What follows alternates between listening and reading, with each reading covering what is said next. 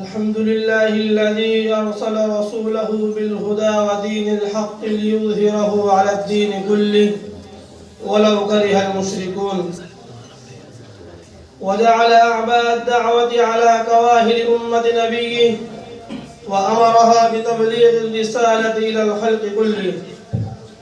صلى الله تعالى على خير خلقه محمد سيد المرسلين وعلى آله وصحبه ومن دعا بدعوته وانتهج بمنهجه وسلم وكرم. أما بعد، فيا أيها الناس، أولا أوصيكم ونفسي بتقوى الله والاعتصام بحبل الله والتمسك بشريعة الله، ووحدوا الله فإن التوحيد رأس الطاعات، واتقوا الله فإن التقوى ملاك الحسنات. ويا أيها المسلمون، وما من أمة في العالم من الأمم ولا شعب من الشعوب إلا ولها دعوة ورسالة، ولا يستطيع أمة أن تصمد أمام العواصف الهوجاء والتيارات الجارفة وتواجه الأحداث والتقلبات إلا بالدعوات والرسالات.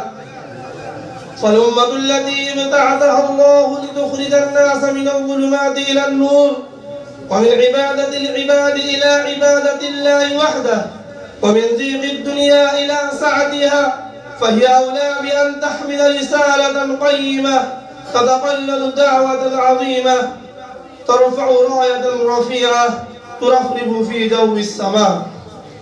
قال تعالى: كنتم خير أمة أخرجت للناس تأمرون بالمعروف وتنهون عن المنكر وتؤمنون بالله.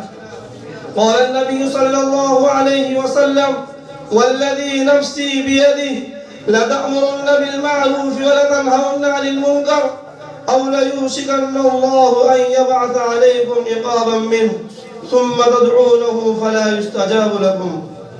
ويا إخوتي، إن هذا العصر الذي تمر به الشعوب الإسلامية اليوم هذا عصر المال والمادة وعصر الأهواء والمعدة، وقد أشار النبي صلى الله عليه وسلم إلى ذلك فقال: إني لا أخشى عليكم الفقر ولكن أخشى أن تبسط عليكم الدنيا كما بسطت على من كان قبلكم فتهلككم كما أهلكتهم.